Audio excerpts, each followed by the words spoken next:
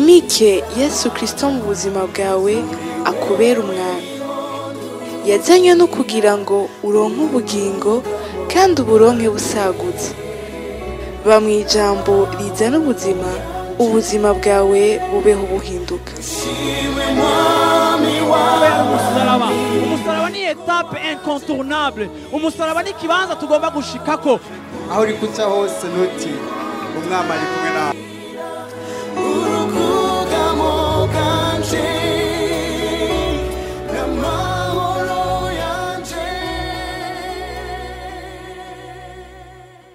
Bwana sifiwe sana. Ivyahishuro Yohana 12 iki gice nzokigarukako, ariko ndashaka gusoma imirongo yacu ibiri gusa niyo nshaka guhagarara ko uyu munsi. Umurongo w'iki gice ivyahishuro Yohana 12 umurongo wa 12 umurongo wa 11 n'umurongo wa 17 niyo mirongo nshaka guhagararako. Haravuga ngo nabo bamuneshesheje amaraso. Iyo ni Apocalypse chapitre 12 verset 11. Uyu murongo nshaka yuko tuzoheza uyu mwaka, naho wowe utazi umurongo numwe wa Bibiliya, basi uyu unyu ufate, bwira mu icyo uyu unyu ufate mu mutwe. Ndashaka rero usubiremo inyuma yanje, vuga uti nabo bamuneshesheje, semerera cyane, nabo bamuneshesheje amaraso y'umwagazi w'intama n'ijambo ryo gushinga intahe kwabo. Ntibakunda amagara yabo, ntibanka no gupfa.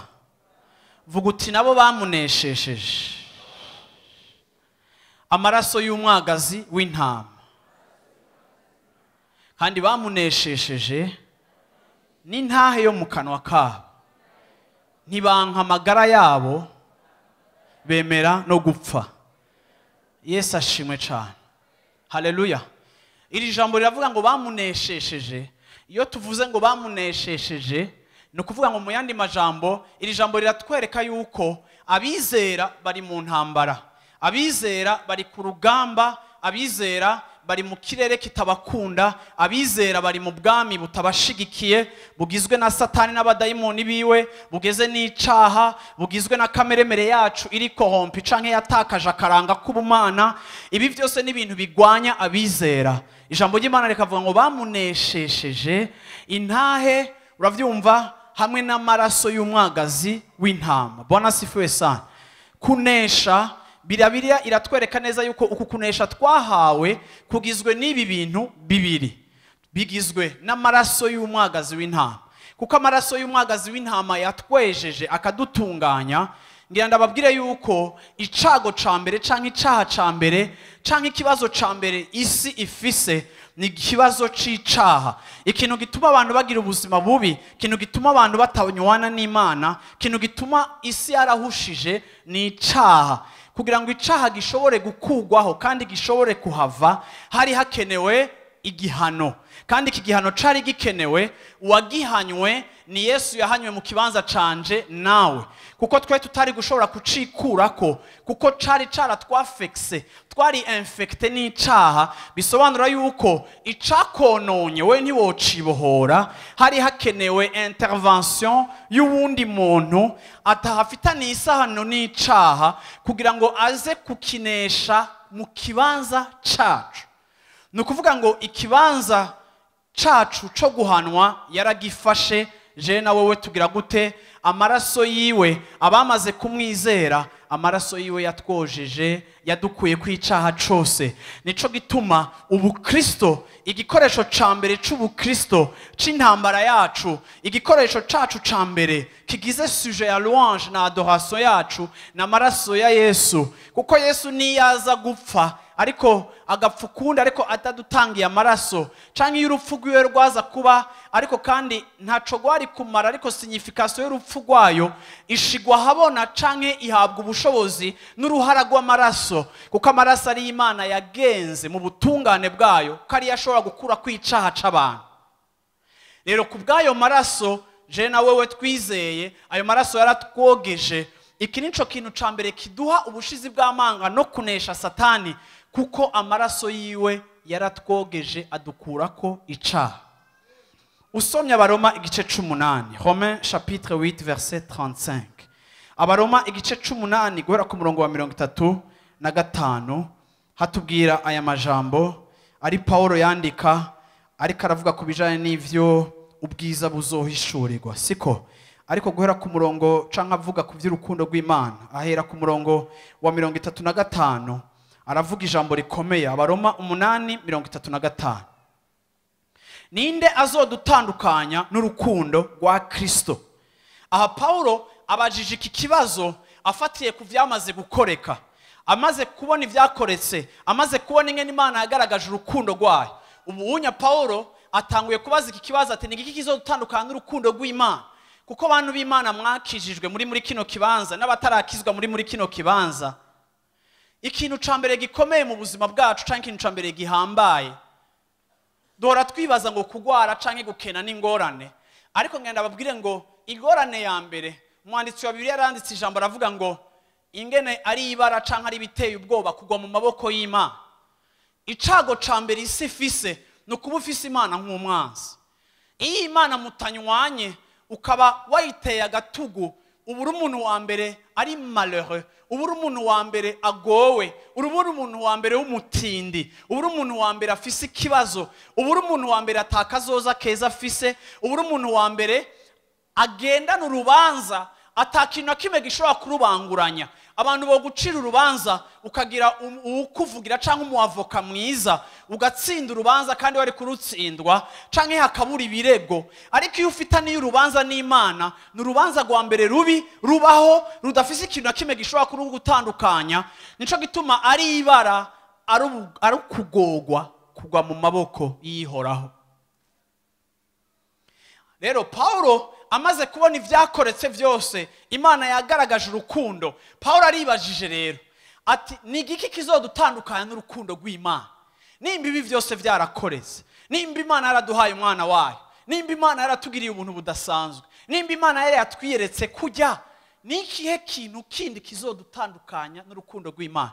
Mu yandi majambo amirongo ikurikira Paulo ariko yibaza iki kibazo kivuga gutya: ni ikihe kindi kibazo abantu bafise coza kiruta ico twamaze gukira?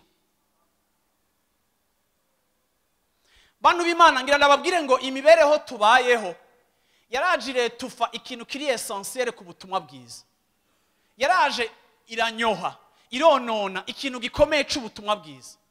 Uyu munsi ndabona abakristo badashobora kubaho bafise umunezero kuko hari inyishu zitaraboneka mu buzima bwabo. Uyu munsi ndabona abakristo badafise ubuzima buryoshe cyane kuko umenga hari ibintu bitameze neza mu mibereho yabo. Ubu ndabona abakristo bazanye urugezo rw'agakiza baruzana mu rugezo rw'ivy'imibereho. Agakiza kararyoshe naronse igiceri, agakiza kararyoshe naronse promotion, agakiza kararyoshe naronse ifaranga, agakiza kararyoshe naronse kiniki, agakiza kararyoshe. Nukuvuga rero mu yandi majambo ibi vyose ndabibuze, agakiza kari suspect, kabishe, navangiwe, bikafekta n'ingene ubanye n'Imana, ukabona umuntu ntaryohewe. Ariko muri uyu mwaka wo gushinga intahe ndasenga ngo muhemu yera azane revelation, ndashaka ngo muhemu yera azane ikintu gishasha mu buzima bwawe, aho kubaho kwawe kutagiye kuba conditionné ku rugezo rw'ivyakoretse canke ivyo waronse, ariko aho umunezero wawe n'amahoro wawe n'igishika cawe n'uburyohe bwawe bw'agakiza bugiye kudepanda ku co Imana yamaze gukora, tudashize ko ivyo igiye gukora ariko bihari canke bitahari. Ndavuze ngo mu izina rya Yesu Kristo hari umuntu Imana igiye kuhaluma le feu, hari umuntu Imana igiye kurestora kugira ngo tugaruke kuri base z'agakiza arizo zituma ishengero rigendera mu bushobozi, abantu bakava mu ntege nke ariko abantu bakagendera muri esprit de victoire yamaho ibihe vyose, itari determine n'ivyakoretse canke bitakoretse, kuko hari igikomeye camaze gukoreka, amaraso yarasesetse. Haleluya! Vuguta amaraso yarasesetse. Haleluya! Aravuga ati rero kuko ivyo vyose vyaba ni giki, ni giki co dutandukanya? Ninde azodutandukanya n'urukundo rwa Kristo? Haleluya!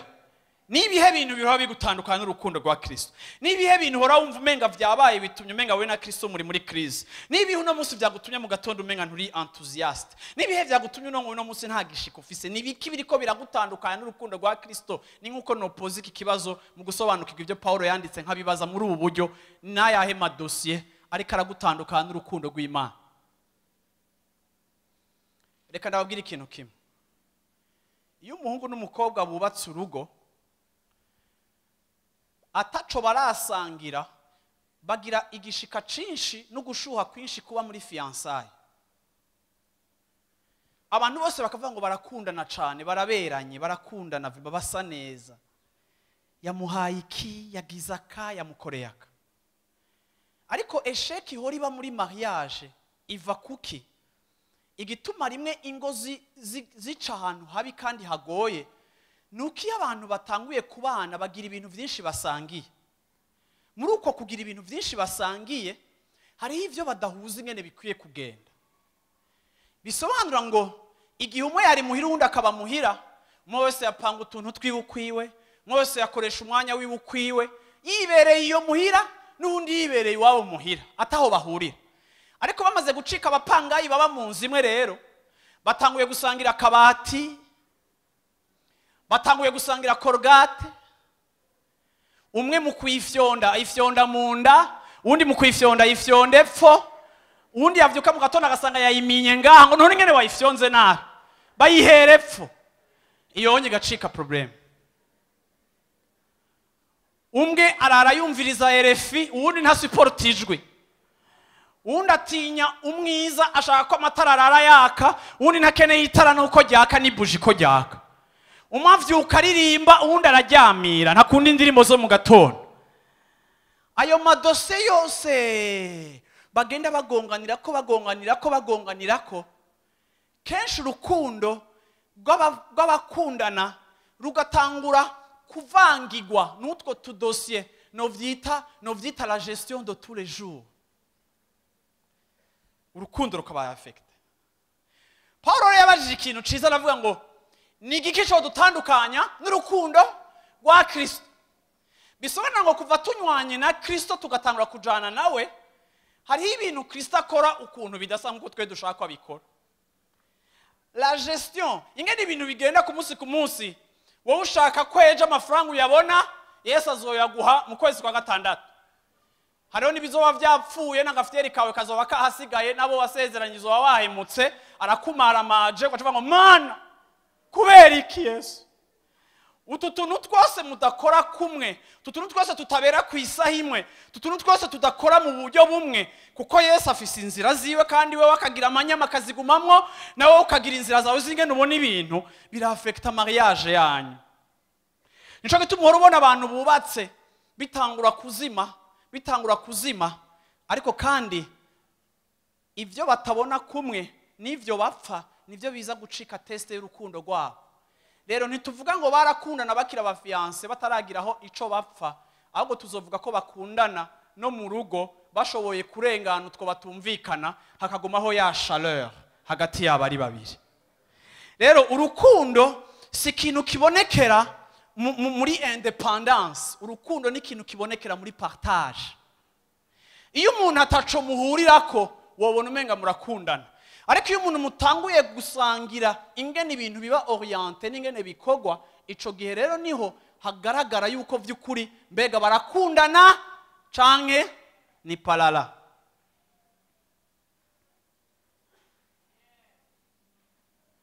Amina. Paulo yavuze kuri umurongo wa 35, ninde azodutandukanya n'urukundo rwa Kristo? Mbarizo umuntu mucacu ni igiki kiko kiragutandukanya n'urukundo rwa Kristo? Mumbarize ni igiki? Haleluya. Paulo aratanguye, mbega n'amarushwa canke n'ivyago canke n'uguhamwa canke n'inzara canke no kwambara ubusa canke no kuba mwirinde canke n'inkota. Mwumvise ibintu yavuze? Vuga utamarushwa, vuga ivyago, vuga uguhamwa, vuga inzara, vuga uti kwambara ubusa canke kuba muri danger canke n'inkota. Avuze ibintu, ibibazo indwi hari ikindi bongerako. Uravyumva? Ibibazo byose Paulo arabajije, eske ibi inya naho bitubabaza mbega vyoba bikwiye kugira ngo bidutandukane n'urukundo rwa Kristo. Bamwe muri mwego no musi muri kino gitondo muri 2014 hari ibintu 14 mvuze muri kahe garutse muri kahe muri 2014 hari ibintu bitagenze uko mushaka, ariko no bishira muri iyi kategori canke muri iyi groupe. Bimwe ni ivyago, bimwe ni inzara, bimwe no kwambara ubusa, bimwe mwaratawe murahamwa, ibindi vyabaye nk'inkota. Ibi bintu byose byoba byarabashikiye biri muri 2014 Paulo wabidefinisa nk'ibintu bitihagije kugira ngo bidutandukane n'urukundo rw'Imana. Yesu ashimwe cyane. Yesu ashimwe cyane. Ndavuze ngo Yesu ashimwe cyane. Ndavuze ngo ivyakubaye ko vyose bitari vyiza kandi utashimye, yarakubwire ngo uko bisa kose ntibikwiye kugira ngo bigutandukanye n'urukundo rw'Imana twabonye muri Kristo Yesu. Asangwa vyaragutandukanije n'urukundo rw'Imana, ukadendebukirwa mu gusenga, ukadendebukirwa mu gushinga intahe, ukadendebukirwa mu gukorera Imana, ukarambirwa gukora ibyo warushanze wiyemeje. No kuvuga ngo muri teste y'urukundo, urukundo rwawe n'urukundo Bibiliya yita urukundo rw'uruheyiheyi. Wakundanye n'Imana kuko byose bimeze neza, ariko igihe ivyago vyaje, kwambara ubusa n'inzara bikagushikako, uyu munsi ntukiri mu rukundo, usa n'uwazimye. Uraza mu rusengero ariko usa n'uwazimye. Ariko uyu munsi ndagomba no muri uyu mwaka turiko turigira iri jambo ndariguhe nk'igikoresho, nk'ikigwanishwa. Iri jambo ryo muri 2015 ritubwira kubijanye n'ikigwanishwa Imana yaduhaye. Yesu ashimwe cyane. Ku murongo wa 36 akavuga ngo nk'uko handitswe ngo twirirwa twica bakuduhora, twagereranijwe n'intama zigize gute n'intama zimbagwa. Ariko muri ivyo vyose turushirizwa kunesha n'uwadukunze, kuko menye neza ntakekeranya yuko naho goba urupfu canke ubugingo canke abamarayika canke abaganza canke ibiriho canke ibizoba canke abafise ubushobozi canke uburebure bw'igihagararo canke uburebure bw'amajepfo canke ikindi caremwe cose, atakizoshobora kudutandukanya n'urukundo rw'Imana ruri muri Kristo Yesu umwami wacu. Yesu ashimwe cyane. Haleluya. Vuga uti nta kizoshobora kuntandukanya n'urukundo rw'Imana ruri muri Kristo Yesu umwami wacu. Haleluya. Amina. Amina. Ndakwifurije muri 2015 ngo ntihagire ikintu na kimwe kigutandukanya n'urukundo rw'Imana. Haleluya. Ku murongo wa 34 sinawusomye, aravuga ngo ninde azobatsindisha? Mbega ni Kristo Yesu, kandi ari we yapfuye. Ibiruta yarazutse, ari buryo bw'Imana, yataye ko aradusengera. Bitaye ko aradusengera. Ninde azogira gute? Yabajije ikibazo gute? Ngo ninde azobatsindisha? Barizo mwicaranye, ninde azogutsindisha? Bwana sifiwe sana. Yesu ashimwe cyane. Ndagomba no musi muri kino gitondo utahure yuko ntibigishoboka ko umuntu akijijwe atsindwa. Wewe ntukiri muri kategori, ntukiri mu bwoko bw'abantu bashobora gutsindwa. Ijambo esheke ni ijambo wita etape imwe uciye ko ibintu bitagenze neza, ariko ku iherezo ry'akaburungu ry'ivyawe uzosanga ata esheke wagize. Yesu ashimwe cyane. Kunanigwa, ushobora kunanigwa tashe cyangwa ushobora guperda bataye, ariko intambara nyamukuru yacu twarayinesheje, bisobanura ngo wowe iherezo ryawe urubunesha, naho amasaha amwe n'iminsi imwe usa nk'uwakubititse hasi. Yesu ashimwe cyane. Yesu ashimwe cyane. Haleluya. Rero uyu mwanditsi afatiye kuri Apocalypse chapitre 12 mu vy'Imana yahishuye n'ivyo yatangaje, aratweretse yuko désormais ku bantu bakijijwe kuneshwa ntibikibaho kukica amaraso yakoze. Amina. Ariko reka mvuge gutya kandi, abo twari ku mero 31 naravuze ngo Imana arampishurira ijambo irantahuza ngo abakristo baraha agaciro amaraso ya Yesu cyane, ariko abakristo nibaha agaciro témoignage. kandi Bibiliya ivuga ngo bamuneshesheje apana ikintu kimwe, ibintu deux. Bamunesheje amaraso y'umwagazi w'intama, bongera bamuneshesha n'intahe. Rero iyo uri umukristo adatemwanya, uri umukristo abuze ikigwanisho kimwe kigomba kuzana victoire mu buzima bwiwe. Ushobora gukoresha ibindi bikoresho byose, ariko Bibiliya yatweretse yuko mu byo tubye tunesha na témoignage y'akanwa kacu irimo. Nico gituma uyu mwaka tugiye kuba abantu batiha prétexte canke excuse nimwe yo gucereza no kudashinga intahe. Haleluya. Reka ndakubwira, Eglise, ishengero rya Kristo canke ubutumwa bwiza, niyo muvuma ya mbere yo mwisi ibaho ifise ukuntu yatanguye bitandukanye n'ibindi byose byatanguye. Mugiye mukaraba ama religion yose ukuntu atangura, mukaraba amadini yose ari mwisi na manini ya muzi ari mwisi, mugende mwige histoire yayo ukuntu ayo madini yose atangura. Ukuntu atangura biratandukanye n'ingene ubukristo bwavutse. Ubukristo ni ikintu cavutse, ni ikintu kinini gishishikara gukura, ariko ni ikintu cavutse buhoro buhoro buhoro buhoro mu gacerere. Satana akabitahura akica abantu ba mbere bashinga intahe, ariko naho yabica, ariko ubukristo ni ikintu catanguye mu gacerere kenshi. Ariko ngenda babwire yuko ibanga ry'ubukristo mu gutangura, ubukristo ni ikintu cakomejwe na témoignage. Umuntu ku yundi, abantu babiri ku bandi, abantu batatu ku bandi, mu nzu imwe, bikandukira inzu, bikandukira ibisagara. Uyu munsi turubaka ama eglise tukabigira ibintu binini, ariko kera nta nivyo wubaka, bagenda mu nzu ya naka, hakabaho intahe, hakabaho ubutumwa bwiza, hakabaho no gushingiranira intahe. Ivyo bintu bigatuma evangile igenda. Uyu munsi naho ibintu byose byageragejwe byo gukuraho ubukristo, ntushobora gukuraho ikintu, ntushobora gustopa mouvement idahagaze kuri ideology, ariko ihagaze kuri realite y'ubuzima bwa misi yose. Wohagarika, umviriza, wohagarika n'imigambi gukora, abantu banatawanyika. Hari umuntu yigeze kuvuga bariko barica abakristo babaca imitwe, aravuga ati nimureke kwica abo bantu. Ubwa mbere na mbere harahagurukise umugwi wa naka, abantu bamukurikira bashikijana na bangahe, nimurondera iyo bari, byarahagaze byarapfuye. Nimuraba uyundi yarasuye arahaguruka atwara abantu n'abigishwa biwe, ibintu byose birahagarara. Ibi bintu nimureke kubica, kuko nimba atari ivy'Imana nibashake bahaguruke, ariko ikizobereka ko atari ivy'Imana nuko bizohagarara.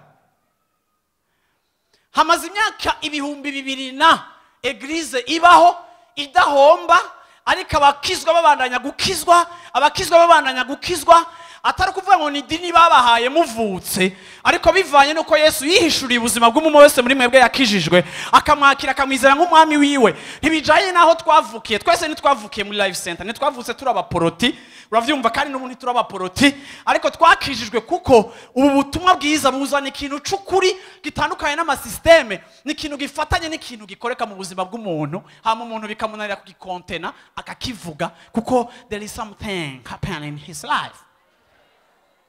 Bwana sifiwe sana. Bwana sifiwe sana. Rero twebwe nitugendeshwa n'ibintu vyanditswe, ariko tugendeshwa n'ibintu bikoreka muri twebwe. Mbega hari kiriko kirakoreka muri wewe, nukireke kikugendeshe. Yesu ashimwe cyane. Hari kiriko kirakoreka muri wewe, ntukinyegeze. Bibiliya iravuga ngo ntibashira itara munsi y'igitanda, ariko itara barishira hejuru rikamurika. Ndavuze ngo ikigutera uri kurazinduka uza gusenga, ikigutera gukunda Imana, ndakwingize ngo ntigicike ibanga ryawe, ariko ugurura juste akanwa kawe, n'uyundi amenye gituma umeze gutyo, n'undi amenye gituma ukunda Imana, n'undi amenye cakoretse, kuko niwo kurikira Imana imyaka yose ataco yakoze. Ibishoboka. Bantu b'Imana ngenda bwe ngo nimba ari ikintu cambere kigoye kwigirisha, biri mu bintu bigoye. Murabizi iyo tugiye mu minsi mikuru mutegeza gumutwenga canke utwengera abantu bose, uravutse ijenza ko natashe nka kuri ikoti ni cravati, kuko ndarushe no kwigirisha. Sivyo? Vuga uti kwigirisha. Ariko ibi agakiza si ibintu byo kwigirisha. No mugakiza abantu dora tubona bigirisha kuko afise ukuntu apanze, ariko biko tariko birava kuri mwemu. turababona barademisiona bakabivamo bigagata komuka ukabona akora service minimum nk'umuntu nyene akora kugira akora ariko vyazimye kuko ntibiri réel. Hari umuntu aza ukamuha igikorwa cagashaka igikorwa ukabona yuko nikiriko kirava mu bintu by'ukuri. Nyiravuye ngo iyi ni movement ibandanya kuko hari ikintu kiriko kirakoreka mu buzima bw'abantu. Atakiriko kirakoreka urazimira. Hari abantu bakoreye Imana mu mashengero uno munsi bimukiye kumbure muri iri shengero nawe unyemere ndakubwira. Ishengero wabayemwo wararivuyemo kuko bakwitega ko byinshi bakurondera ko byinshi. Bavuga ati eglise ndayivuyemo bansaba byinshi reka ngenda aho batanze. Ariko ngenda kubwira yuko icagutumye urambirwa nuko bitari hanime na mpwemu w'Imana. Ariko wari kubikoreshwa n'indi mpamvu. Ariko ndakubwiye ngo iki ni gihe cawe cyo kwatswa na mpwemu w'Imana. Kugira ngo ico wokora cose kive mu bintu vy'indani vy'ukuri biriko birakoreka. Hama ivyo dutanga bari service iva mu gukundwa no gukunda. Bibiri ivuga ngo bamuneshesheje intahe. Bantu b'Imana ngira ndababwire yuko ikintu ca mbere Satani yivye eglise abakristo ntibagitemwanya. Abakristo buzuranye bitangaza Imana yabakoreye ko ntibashaka kugira témoignage. Hari ibintu byinshi wasenge Imana arabikwishuyemo ari kurihoreye. Abantu barinda kukubaza kugira ngo ushinge intahe. Canke bakagusunika kugira ngo ushinge intahe. Ariko mu nyemerero uyu mwaka nitwiba icubahiro c'Imana. Imana tuyigarukanira icubahiro cayo. Nimba hari ikintu yakoze mu buzima bwawe yishingira intahe. De papa aririmbye indirimbo bivuga ngo navua, hii mwaka tunavua nani? Mapambo yetu. Tunayavua. Iyo vuze ngo urakuye unatoa sifa cyangwa urakuye icubahira abantu baguhaye canke decor nziza abantu baguhaye kubera ico nico wakoze. Nukuvuga ngo uri kushaka kwerekana yuko hari umuntu bikesha si wewe ariko hari uvyitira. Iyo abantu babonye umuntu w'umwami akuye inkofero yiwe y'ubwami canke igitsibo ciwe abantu automatiquement bishaka gusignifia yuko uyu muntu afise uwundi yemera kuburyo atabereye kwambara ahubwo ahaye uwo muntu. Iyo dushinga intahe twiyambura icubahira abantu baduha igihe babona réussite, igihe babona ibintu byaciyemo, igihe babona ibintu byakoretse bakibaza ngo turabahinga canke turabera. Ariko tuza kubwira abantu ati ndi umuntu nka wewe ariko kandi nashobojwe n'Imana. Natoa heshima yangu ndakurungitse kutaraba jewe ariko ndakurungitse kuraba wabinkoreye. Nico gituma umuntu yishugwa n'Imana yarasenze mu mutima hama yaheza kwishugwa bakamubwira ama felicitation menshi akaguma gaye ariko bikamunara kwerekana Imana derrière yo elevation urumusuma kandi urumusuma gusa wiyambuye ikigwanishwa kuko umuntu adatemwanya ntashobora kunesha kuko témoignage y'akanwa kacu ifeza partie ibikoresho twakoresheje mu kumunesha. Amina. Yesu ashimwe cyane. Haleluya. Muri chapitre 12 y'Ivyahishuriwe Yohana ku murongo wa 17 havuga gutya. Ico gisato kigirira wa mugore inzigo kirigira ngo kigwanye abo mu ruvyaro rwiwe basigaye. Vuga utabo mu ruvyaro rwiwe basigaye. Ni bande bazi yuko Yesu ari umwana w'uyu mugore? Apocalypse chapitre 12 ivuga Yesu ni umwana w'uyu mugore, siko? Haleluya. Ariko ngo iki kiyoka ngo iki gisato ngo ciyemeza kugirira nabi abana b'uwo mugore, uravyumva, basigaye. Je na wewe ishengero ryose mw'isi Satani ariko ararigwanya kuko dukomoka kuri wa mugore. Tukomoka kuri wa mugore bivuye mu kwizera Yesu, bivuye mu kwakira Yesu.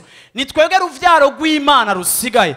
Yesu twaravukanye kuko twamwizeye, aduha access kugira se nka se wiwe. Twebwe twitwa abavukanyi biwe.